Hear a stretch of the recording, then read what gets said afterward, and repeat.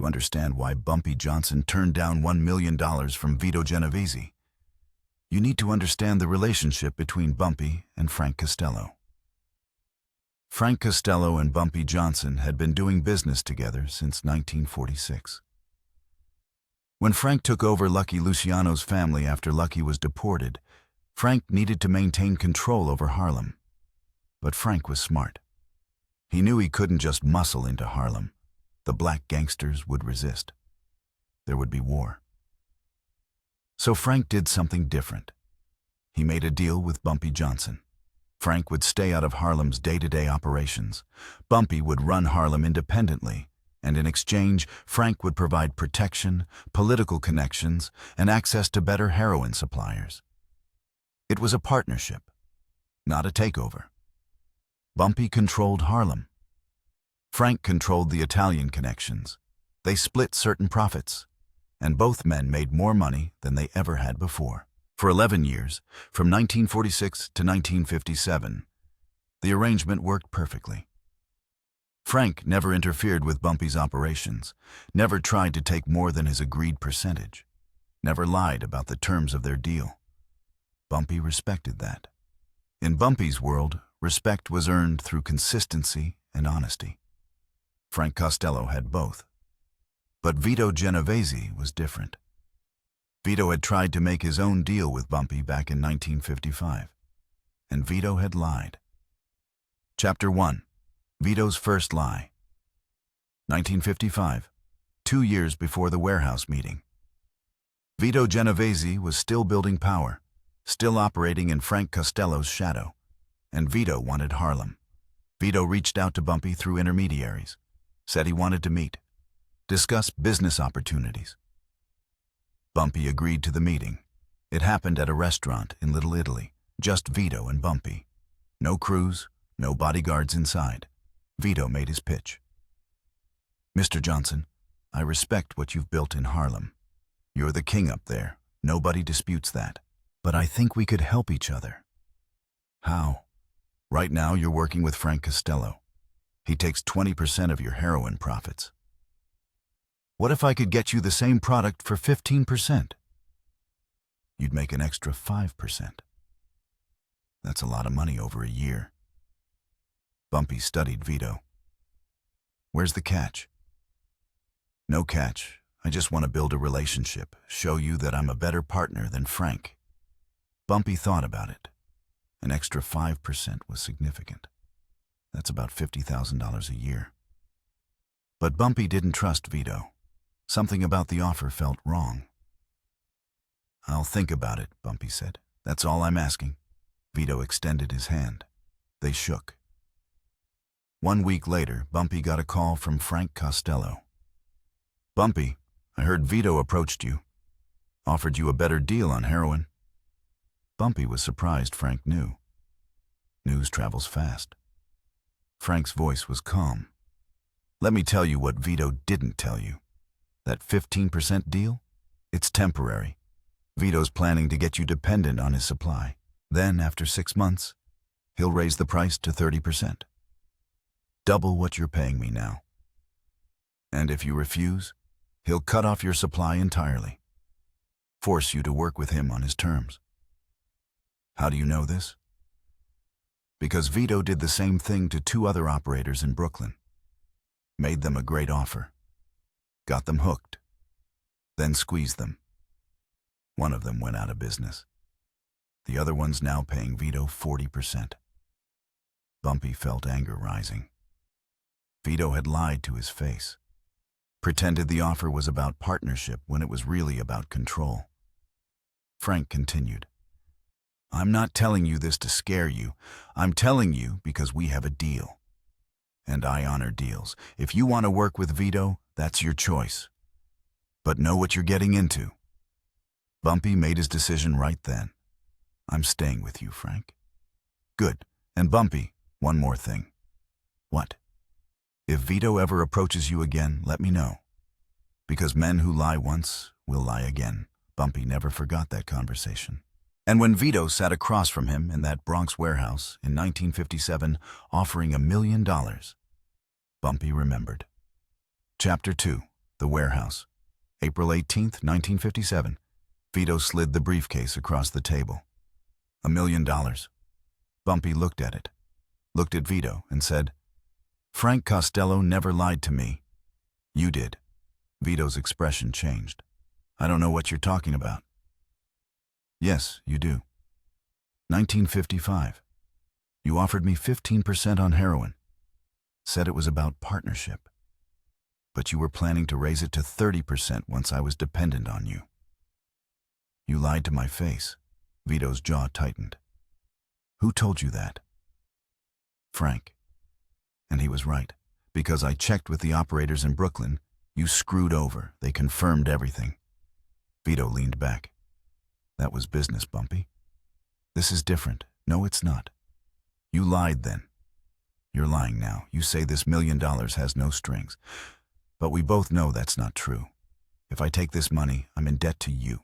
And when you move against Frank, you'll expect me to back you. And if I don't, you'll call in the debt. Try to destroy me."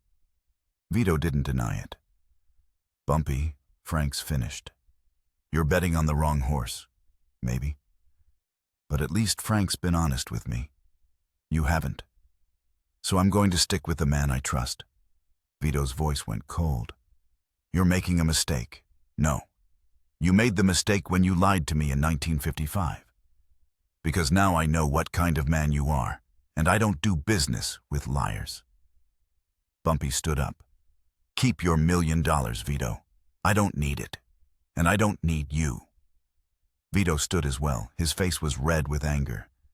"You think Frank can protect you? Frank's about to get shot. And when he's gone, you'll have no protection. I've survived 30 years in Harlem without needing the Italian mob to protect me. I think I'll be fine." Bumpy walked out of the warehouse. Vito stood there, furious, because Bumpy had just made it clear that Harlem would not support Vito's move against Frank, and that was a problem. Chapter 3. The Fallout. 2 weeks after the warehouse meeting, on May 2, 1957, one of Vito's men shot Frank Costello outside his apartment building. The bullet grazed Frank's skull. He survived. But the message was clear.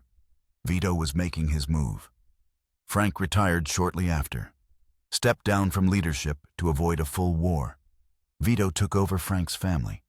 But Vito had a problem: Harlem. Bumpy Johnson had refused Vito's offer, and now Bumpy was actively working against Vito. Bumpy cut off Vito's access to Harlem's drug trade. He told every dealer, every numbers runner, every operator in Harlem, "Don't do business with Vito. He's not to be trusted." Bumpy also reached out to Carlo Gambino.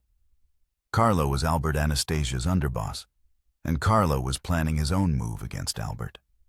Bumpy and Carlo made a quiet alliance. If Vito tried to muscle into Harlem, Carlo would support Bumpy. If Carlo moved against Albert, Bumpy would stay neutral and not interfere. It was a strategic partnership, and it cost Vito dearly. Because without Harlem, Vito lost access to one of the most profitable drug markets in New York. Vito's income dropped by 30%. His soldiers started questioning his leadership. And within 2 years, Vito was convicted of drug trafficking and sent to prison. The federal case against Vito was built with help from informants who'd been quietly encouraged to cooperate by people connected to Bumpy Johnson and Carlo Gambino. Vito died in prison in 1969, bitter, alone, convinced that the world had conspired against him. In a way, it had. Because Vito had made one fatal mistake. He'd lied to Bumpy Johnson in 1955, and Bumpy never forgot. Chapter 4. The Principal. Years later, in 1967, a young dealer named Nicky Barnes asked Bumpy for advice. "Mr. Johnson, how do you decide who to trust?" Bumpy's answer was simple. "Watch what people do when they think you're not watching. Watch how they treat people who can't help them. Watch if their words match their actions. And if someone lies to you once, they'll lie to you again." Nicky thought about this. So you never give people a second chance? I give people second chances all the time. But not when it comes to lying, because if you lie to me, that means you think I'm stupid, that you can manipulate me. And I can't do business with someone who thinks I'm stupid. What if the person's powerful? What if you need them? Then you find another option. Because powerful liars are more dangerous than weak ones. They have the resources to make their lies stick.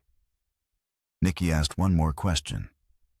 Is that why you turned down Vito's $1 million? Bumpy smiled. I turned down Vito's $1 million because it wasn't really $1 million. It was a chain, a debt, a way for Vito to control me. And I'd rather be poor and free than rich and controlled. But you're not poor. No. Because I didn't need Vito's money. I had Frank. And Frank never lied to me. That's worth more than $1 million. Chapter 5. The Legacy. Frank Costello died in 1973. Bumpy Johnson had died 5 years earlier in 1968. But the relationship between Frank and Bumpy became legendary in the underworld. It proved something important, that partnerships built on honesty last longer than partnerships built on money. Frank and Bumpy worked together for 22 years, from 1946 to 1968. They had disputes. They had disagreements. But they never betrayed each other. And both men prospered. Vito Genovese, on the other hand, tried to build his empire through lies and manipulation. He offered Bumpy $1 million, but Bumpy saw through it, because Bumpy remembered 1955. Remembered the 15% offer that was really a trap. And Bumpy refused to make the same mistake twice. The 8 words Bumpy said in that warehouse became famous. Frank Costello never lied to me. You did. Those 8 words cost Vito everything. Cost him Harlem. Cost him credibility. Cost him his freedom. Because once Bumpy turned against Vito, other bosses started questioning Vito's judgment. If Bumpy Johnson, the smartest man in Harlem, didn't trust Vito, maybe they shouldn't either. And that doubt spread. Through the commission. Through the families. Until finally, Vito was isolated. Vulnerable. And the federal government moved in. Bumpy Johnson turned down $1 million because he understood something Vito never learned. Real power doesn't come from money. It comes from trust, from keeping your word, from being the same person in private that you are in public. Frank Costello understood that. Bumpy understood that. Vito didn't. And that's why Frank and Bumpy died free. And Vito died in prison. The warehouse meeting in 1957 was Vito's last chance to win Harlem. He brought $1 million, thought money would solve everything. But Bumpy saw past the money, saw the lie underneath, saw the trap Vito was setting. And Bumpy said 8 words that changed everything. Frank Costello never lied to me. You did. Those 8 words were a death sentence. Not a literal death, but the death of Vito's ambitions. The death of his credibility. The death of his empire. Because in the underworld, once you're known as a liar, you're finished. Nobody works with you. Nobody trusts you. Nobody backs you. And eventually, everybody turns on you. Vito Genovese learned that lesson too late. Bumpy Johnson taught it to him, with 8 words, in a warehouse in the Bronx, on April 18, 1957, the day Vito lost Harlem, and with it, everything.